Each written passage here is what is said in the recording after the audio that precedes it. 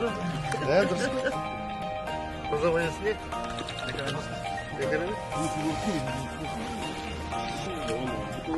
Республика күні ең маңызды мерекелердің біреуі біздің елімізде. Сондықтан барша қазаққа құтты бола берсін.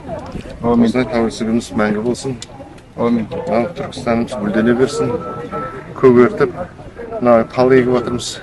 Жақсы бастама. Тазалық бар жерде береке болады әрқашан. Апа солай ғой, Рахмет, рахмет. ертеңгі күні инвестиция да келеді, туристер де келеді.